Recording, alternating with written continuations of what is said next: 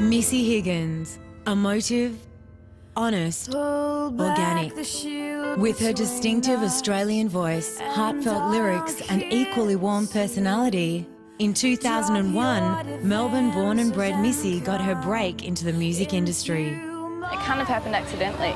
My sister entered me in the competition because I was at boarding school at the time, so she rang me up and she said, you know, me and my boyfriend are thinking of entering your song All for Believing into this radio competition. And I'm like, okay, thanks.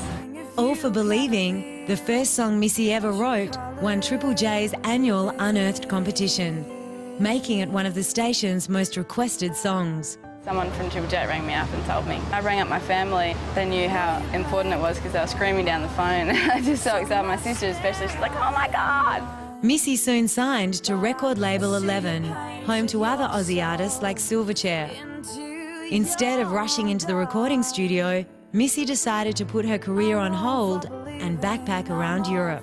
There wasn't any talk of maybe I shouldn't go because I got a record deal. I hadn't been struggling to get a record deal, and so it wasn't like as soon as I got one I'd drop everything and, you know, focus on this. It was like, wow, I've been given this, you know, amazing opportunity, but I'm not gonna, you know, stop what I was gonna do, you know, before I got it. I wanted to, you know, take time off while I could and experience the world.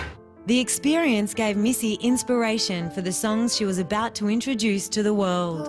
I grew up a lot and, you know, that's got to affect his songwriting because my songwriting reflects my life. While Missy discovered new experiences in Europe, a radio station in LA discovered her music and added it to their playlist. I just got an email from my manager saying somehow some people in America have gotten hold of All for Believing and are playing it on the radio in LA. And that's generated some interest with record companies over there. And so suddenly I found myself being flown to LA to do a showcase in front of about 6 or 7 major record labels over there. And it's all just very surreal because I'd been like really just doing it rough over there, sleeping on my brother's floor, eating baked beans and raw coffee and stuff.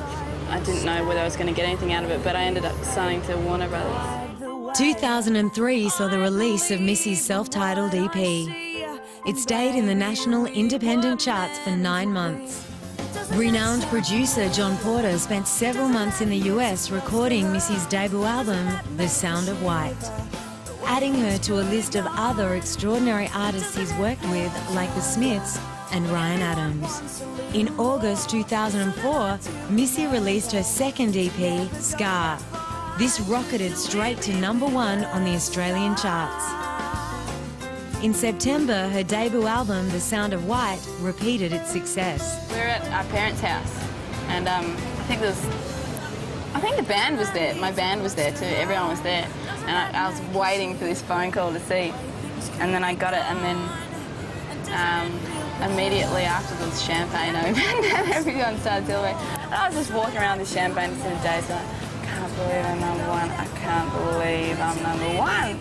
With album sales in excess of 350,000 in Australia alone, winning the Best Breakthrough Artist category at the inaugural MTV Australia Video Music Awards, and voted Artist of the Year by Rolling Stone magazine, Missy Higgins continues her journey, connecting with her audience each time she sets foot on stage.